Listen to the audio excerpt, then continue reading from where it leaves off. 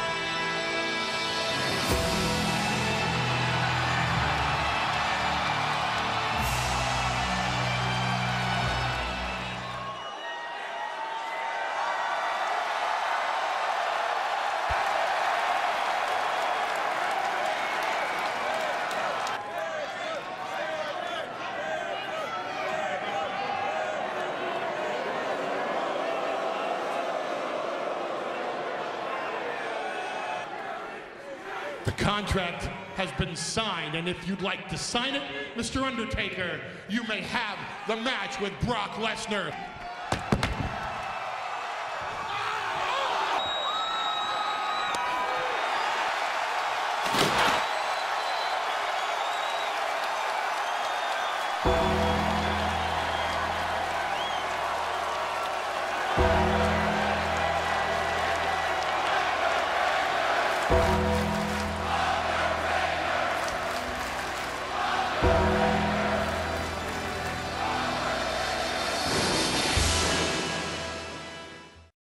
Hey guys, it's Chase from Burnout Inc., better known as that guy with the gloves. And holy crap, look what I found today. I never go into Shopko. I mean, it's a decent store. The last time I ever went in there for figures was when like the Elite Series 20 came out. I haven't seen any good figures there in a long time, so just pure randomness. I'm like, okay, I'm just gonna stop in here and whatever. And this is the first store that I've seen that has Elite 27. Now, granted, Undertaker is the only one that they've had, but that is fine. So yes, there's the dead man right there, just looking, you know, super excited because he's about to get reviewed. Includes an entrance robe, obviously. And that is the back of the packaging. Cannot wait to get these other figures. So here's the dead man outside of the packaging, and man, just look at this entrance gear. This is amazing. This is a well crafted piece of molded rubber, plastic, whatever it is. I mean, the detail in this thing is absolutely nuts. Like, Taker's entrance ropes of late have resembled something with like Assassin's Creed meets Black Dragons. That's what I see when I look at this, you know, other than freaking Death Incarnate, but and a little bit of a Super Shredder thing going on, just, you know, throwing it in there. But yeah, absolutely cool. You see the belt, like the cod piece, and like the back of it has that wicked cool tail and all the spikes and little buttons and stuff in it. Just really cool. So first thing that comes off is the hood, and it looks pretty damn cool. But yeah, I mean, even without the hood, Undertaker still looks badass in this entrance gear. He's like, I demand cupcakes. Taker, we don't have any cupcakes here. The Undertaker has demanded cupcakes. Okay. I've had enough fun for that. So now for the hard part, how do I take the rest of this thing off?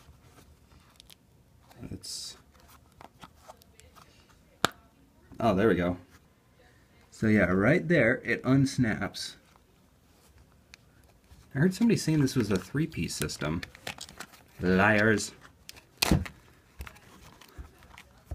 Jeez, this is so awesome. Actually kind of hurts to hold. I'm like getting stabbed. You know what? No, it's funny. I'm willing to bet anything. If you beat The Undertaker at WrestleMania, you actually get a piece of this entrance robe, and then it becomes a weapon for you in Dark Souls. Wouldn't that be awesome? This is an insanely detailed Undertaker. Yeah, he's showing some age, but damn, does he look awesome. He looks like Death himself. I mean, just absolutely wonderful. This is probably one of the top 10 head scans I've ever seen. This is spot on accurate. Some argument can be made that they colored in his goatee a little bit too much, or it's not black, it's too like his natural hair color, but I love it. I think it looks great. Love the hair design, and I love the mohawk. The mohawk looks sick and cool. So yeah, this is one badass Undertaker head scan. Undertaker's sporting some new neck tattoos. At least I'm pretty certain those are new. I can't really make out what they are, but I'm willing to bet those are his children's name. And his tattoos look great. They look absolutely awesome. Especially with this one going up here. I've always loved this tattoo on The Undertaker with the flame going up around his neck. Looks amazing. Sorry if you couldn't see it there. See, it's just circling around. So you can see everything. He's got his big elbow pad.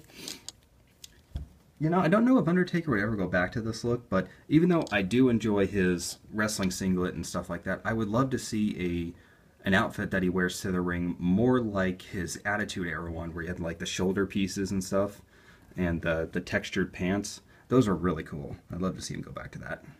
He's got basic black lace-up boots, which, accurate, I've never been too big a fan of these for The Undertaker. I want him to have something just a little bit more badass. Because, come on, it's The Undertaker. He's got his Undertaker T-cross with a dark brown and then a light brown, you know, outlining it. And on the other side, it says R.I.P. PB for Rest in Peace Paul Bearer.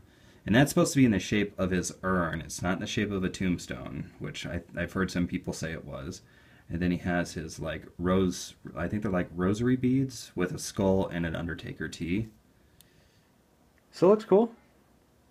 Absolutely love this Undertaker. It's interesting. This is the WrestleMania 29 Undertaker, but his entrance gear is from WrestleMania 28. Even though he was wearing this around when he first came back and CM Punk won that Fatal 4-Way match. So, just saying. Undertaker does have elite articulation. His head does go 360. Ab crunch, waist articulation, rotates all the way around. Rotates at the upper bicep, single bend in the elbow, rotates at the wrist, pivots in and out. Did I mention he has waist articulation? I can't remember. His legs can go forward and to the side about that much. Undertaker's not as spry as he used to be. Upper hips rotate, double bend in the knee, rotates at the boot, and he does have back and forward motion in the feet. They're just super tight.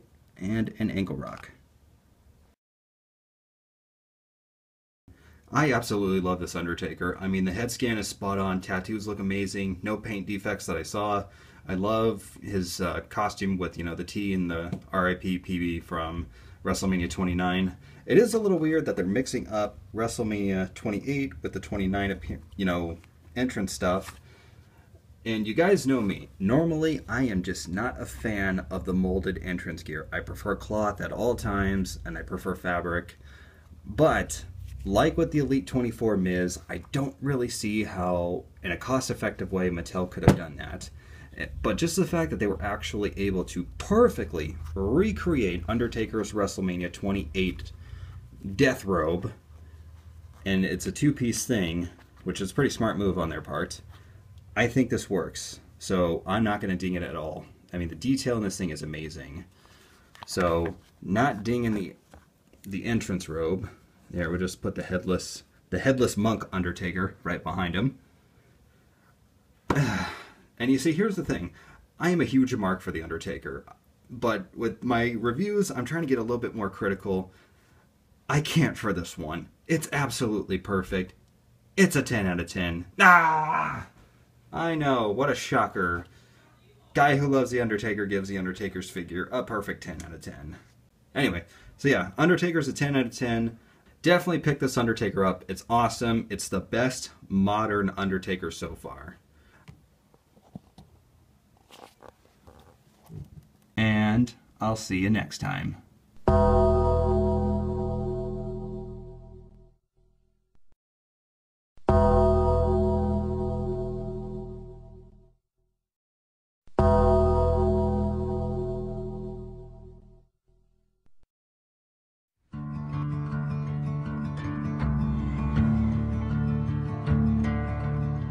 There ain't no grave can hold my body down. There ain't no grave can hold my body down. When I hear that trumpet sound, I'm gonna rise right out of the ground.